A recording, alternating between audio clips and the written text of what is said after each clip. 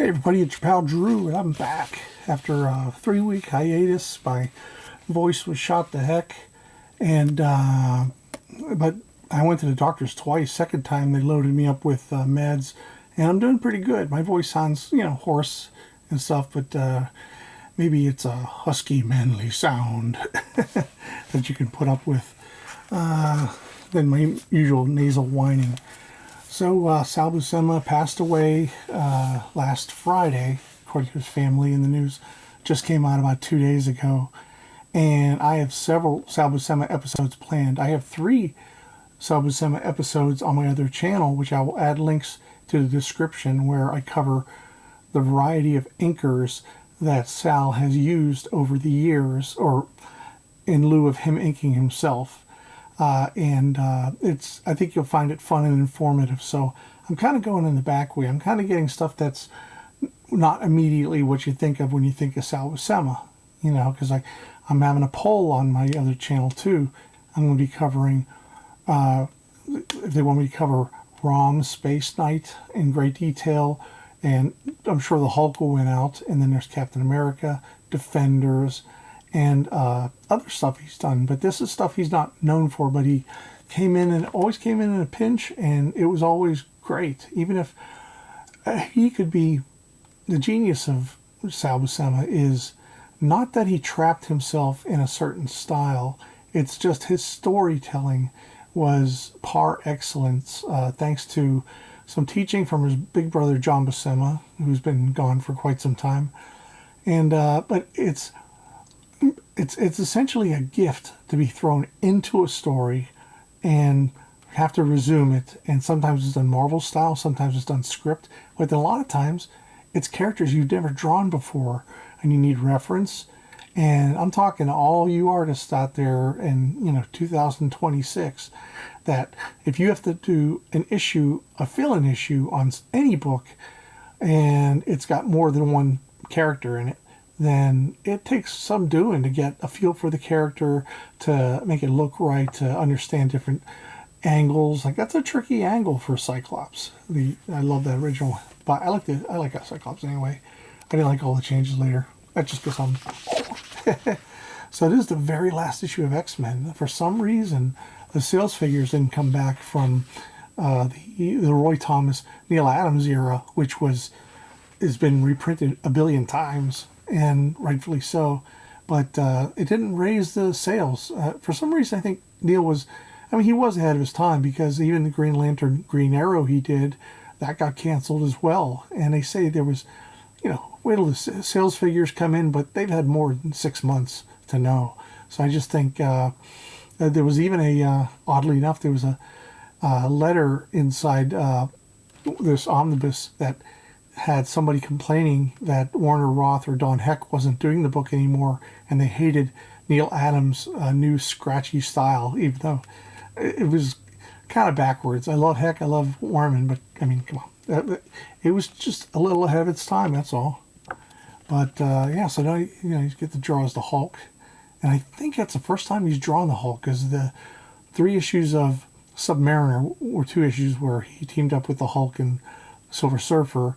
Wasn't to be out for another year or so, but you could see he's like channeling some of his brother's feel. But as time would go on, and he'd get really pressed to do like 2-3 books, sometimes more a month, he would how can I put it? He would abridge his style a bit, but yet you would never know not what's going on. Like, I'll read comics. The storytelling's still pretty hard in comics, because I'll be reading some comics, and I'm like, did I miss something? Did the script, did the writer miss something? Did the artist forget to add something? So now this, I know this isn't your typical Hulk by Sal Buscema, which he would do hundreds of issues of, because at the time he was sort of following what Herb Trimpe was doing, who followed Marie Severin, who followed a whole bunch of other people. And at the time, Trimpe and I think Dan Adkins, they inked the Hulk kind of like he was 4 feet tall, and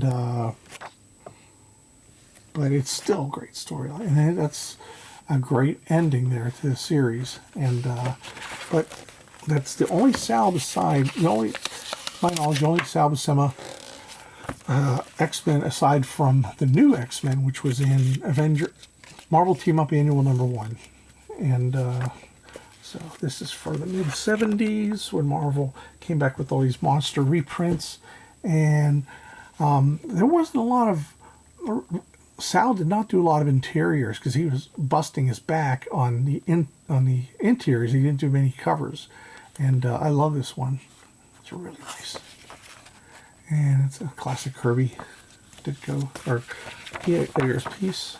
This is great. There is a year of Submariner that is in Epic Collection form that I strongly recommend, because I was never really a Submariner fan, but Roy Thomas and Sal Buscema stayed on the book for a whole year, which was something the book desperately needed, was consistency.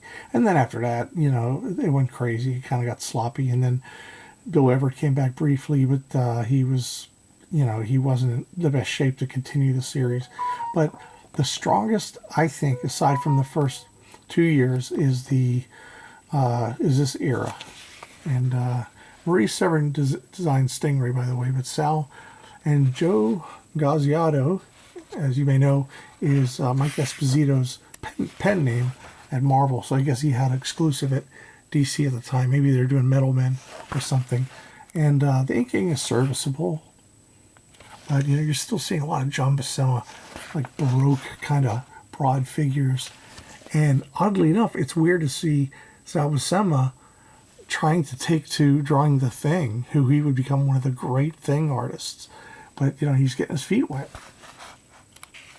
Because really, at that time, you go through, you know, both companies. It's like, how many characters with such complex visuals like the Thing do you get to draw? Because it's hard.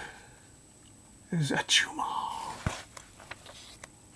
And there's that thing where they cut the books in half to save a page. Bunch of crap. Now this spread here, which I love, was used in a house ad.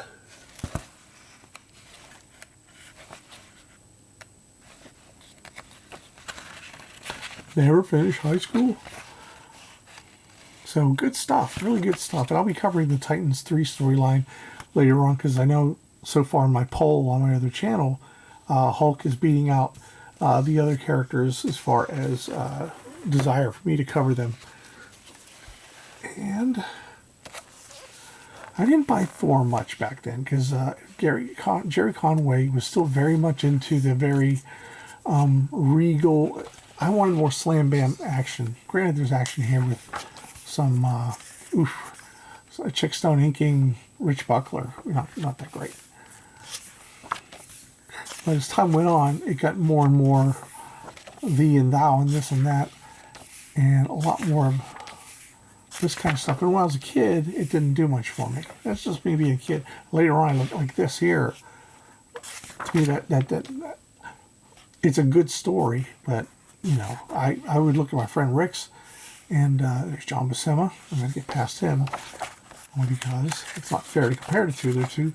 They're siblings. But darn it, if Sal doesn't pick up where Brother John left off, with Joe Sinnott at the ink still. Joe Sinnott spent about a year on Thor. And beautiful stuff. Classic Smash flying in the air imagery. And, you know, there's points where you can't tell if it's not John or Sal, but you can if you look close enough, and that's okay. They've never had a rivalry. They've always been very close to each other. Now, here we got Klaus Janson on the inks, who I totally dig. Totally dig. I'm a nut for Janson, you know me.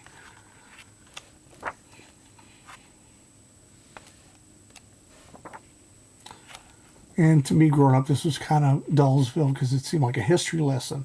Here's the pyramid. Here's what happened way back when, BC. But, you know, as I grew up and my taste changed, then I really enjoyed this era.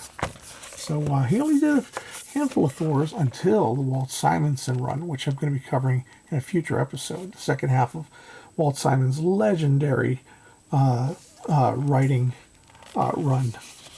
So now we got Ms. Marvel, who I liked right off the bat. You know, just a pretty cool character.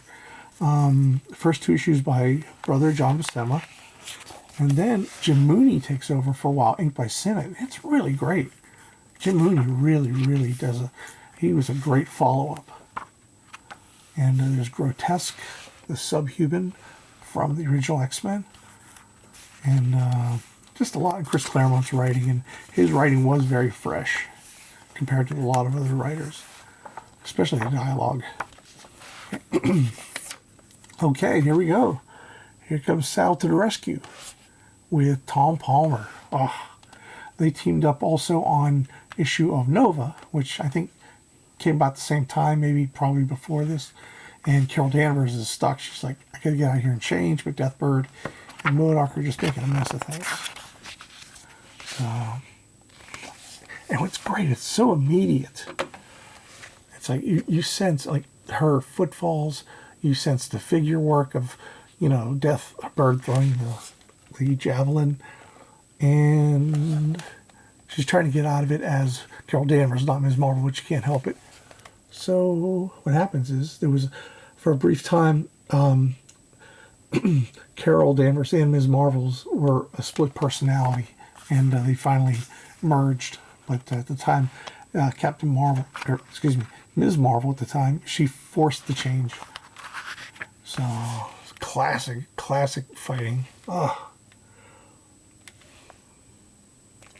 I mean, MODOK, he looks fun to draw, but you know, that whole stuff around him, the chair, that's a lot. I mean, that's the thing though. Growing up, I would take Sal for granted.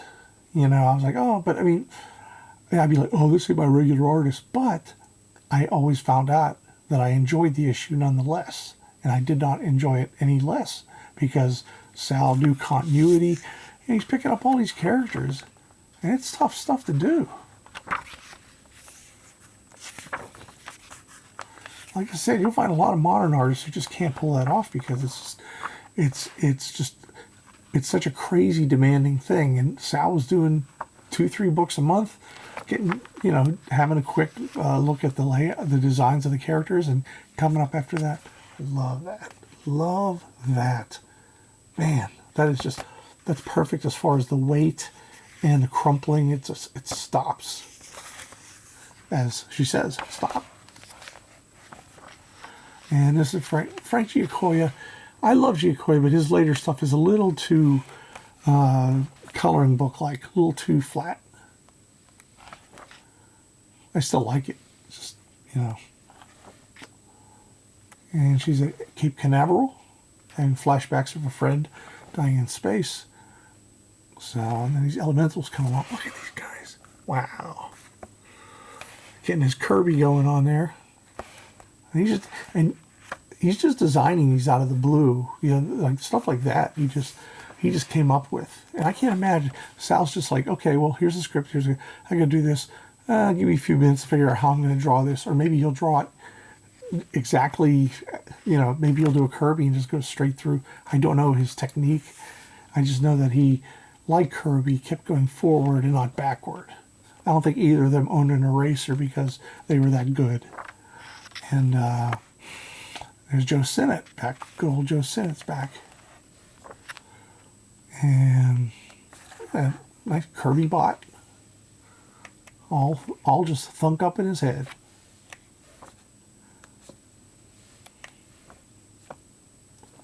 I think if Sal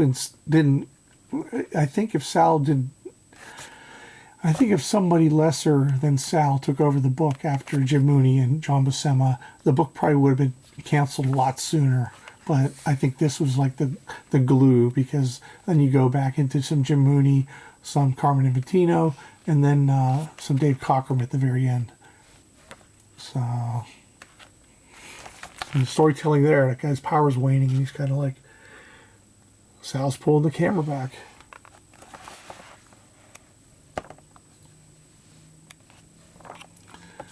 And he does a living mummy. It's like some of the stuff, I'm sure, I don't know, maybe I'm wrong. I'd be like, okay, I'll have to draw these. Because he makes it exciting, but God knows how. He just has he has a gift. Now I'm going to go over to Fantastic Four, and he didn't do as many as you thought he did. He inked a bunch of issues that his brother did in the late 80s, and he also inked a ton of his brother's stuff on other titles. But Sal had done a fill-in or two for this book that I've already covered. The other books I'm not covering here are other fill-ins that Sal came to the rescue, and I've already reviewed. So this was a really effed up era for that Fantastic Four. They were so they were rudderless as far as leadership. Books were always running late, and within 1 year they had a fill-in issue by Sal, and then they had two reprints, two Kirby Lee reprints, and that was just ridiculous. So, and I had mentioned in a previous episode that way back when there was a 4-year real-time situation where 1974 to 1978, Reed Richards was slowly losing his elasticity as Mr. Fantastic. It was just, his power was fading. And then you brought in the Fatal Four, and then you brought in the Impossible Man, and you brought in Thundra, then you brought in, all kinds of other stuff. Annihilus, the Negative Zone, all this stuff, and it's been going on and on and on. So many different writers jump in, and then finally, it's like enough is enough. Okay, Bill Mantlo's the scripter, but it's Len Wein, Jim Shooter, Archie Goodwin are the plotters, and good old Sal is at his post. And he has to take these, if you're just, I mean ridiculous characters in a good comic book sort of way. I love all three of them, but it's like he just handles them all. He has them stride different. She's taller and brawnier, and he's punier, and he's kind of being cutesy. So, the Mad Thinker, the Brute, classic slobber between the mouth. He did that a lot with. That was exciting. That's a great ending for an issue. And then the final issue wraps everything up because finally somebody said, okay, let's get rid of these guys. It's not the Fantastic Seven. And the 18 could have been a little more. I would have liked, Seven's good. Maybe it's the coloring. Sometimes the art on this shiny paper doesn't do justice because the original print is so forgiving and it looks so much better with color. It's not as garish. So, and that's it for that. But we have another Sal story coming. And after this, John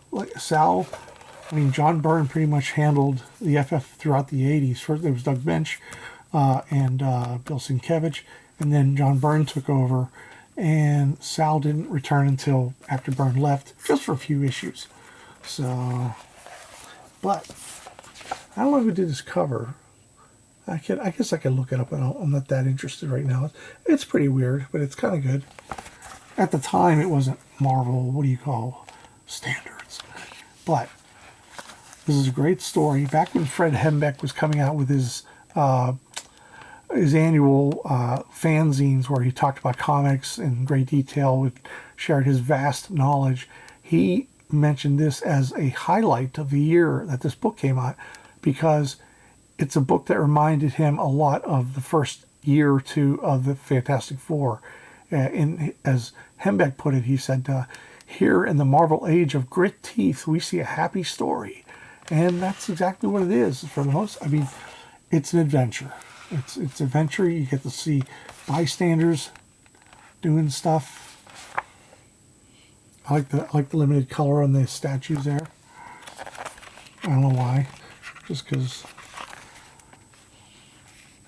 So he's all happy. It's like, go ahead and pulverize me. We're all back together. This is after they broke up before issue 200 when they reunited. And there is the Mole Man. This is the one thing that bugged me, though, about that era back then is they would give away the cover, and they'd spend all these panels in the shadows. Sal's doing his job, and but the cover shouldn't have given it away, essentially. But I love that. That's very much a Kirby kind of, hiding my features by moving. There's Daredevil, just nosing around. So the FF are on the street. And reading the paper. And the kid talks like an old newsie, even though it's like 1978. The papers say Days taking ugly people thing. How come Daisy left yous behind? Or did you scare him off? Why, you little way ain't you in school? Reform school. So, rips his jacket. It's like all these little human touches that, Lee and Kirby brought to it. They get on a bus, and little by little, people have been getting off the bus. It's like, driver, let me off. I didn't pay 50 cents a ride with these freaks. Besides, what if one of their foes should attack the bus looking for them? So, yeah, it's like, that's okay. I've been a fan of Fantastic Four for years. Now I get a chance to chauffeur you in style. So, and I love, and the proportions of the Mole Man are just right there. He's like kind of squat. So, holy Joe, it's the guy from the cover. The Mole Man. So, and that's a tricky, you got all these players here telling that story there. And him and Senna are just, dude, I'd love to own a page from this. I've been saying that a lot lately. And that's great storytelling there, too, because then the dialogue by Bill Mantlo goes here, goes down there, goes down there, goes down there, and you follow her figure. That's like masterclass stuff that you take for granted. You really take for granted when you read a comic book. I don't know so much about today because a lot more stuff's cinematic, the way it's drawn, and sometimes storytelling in a comic book suffers if a comic book tries to be too much like cinema. I mean, people like Steranko and Neal Adams and a lot of other people in between, Paul Galassi and, just so many people could pull it off. But there's a lot of people now that I don't feel would be able to just, hey, you got to do this fill-in annual. Hey, you got to do this. You got to do this. Now, thankfully, these are fairly familiar characters, but I'm just talking about all these other ones. So, the Mole Man, he's kidnapped all these very unattractive people off the streets, and that nobody wants. And it's just what he said. He gave us a world where we didn't look at ourselves or be looked at by others. We're people here, not freaks. Don't make us go back. I want to have to talk to you without your stuff. I've lost again. Mm-hmm. You go, see, there's beauty for us here. Beauty without sight. What in blazes are you talking about? And they had kidnapped her because they had hoped they wanted her to do some statues for the Mole Man. But many of those you kidnapped are blind and had to depend on others to describe the loneliness of the world to them. Yes, and others hated the sight of themselves, even as I once did. And I gave them a beauty they could touch and taste and hear. And he gets comforted by Alicia, and she makes a statue of him, and it's a princely portrait indeed. In gold shall I cast such nobility, such integrity, such handsomeness. You have my undying gratitude, and it's a happy ending. It's like this in the late 70s was just not a thing. It was just kind of grit teeth, like Hembeck said. But anyway, I recommend these are just some little nuggets you may not know. I was going to bring out a bunch of Sal Buscema covers that he did in the early 70s, but it would take a while because he did a whole bunch. And I don't think I think his storytelling really, I think it's stronger in a way. And I'm not saying that in a mean way. I'm just saying that covers can be great, but they can also be limiting. So you have to kind of think of how to balance it out. And Sal's done great stuff. I mean, like I said, that is magnificent. But the truth of the matter is, it's like the young hotshots got to do the covers, and Sal was saving their bacon on the interior of the books that they were doing covers to half the time. And back then, there wasn't as much ego involved. It was more like, we got to get the work done, and we got to make it look professional. It's got to look great. And Sal was always there to make, comics look great. And, even if it was, like I said, what do you call like when George Perez had tap out of the Korvac saga, Sal stepped in for a couple issues, and he did a fine job. It was a and all those characters from the Korvac saga, geez, oh Pete, and he did it. He did it without, he's the man. So we love you, Sal. So I'll probably going on for a few more days or through the week with more Sal stuff. But for now, I'm just picking out some random stuff that you may or may not be aware of. And anyway, oh, let me show you something else. Hold on.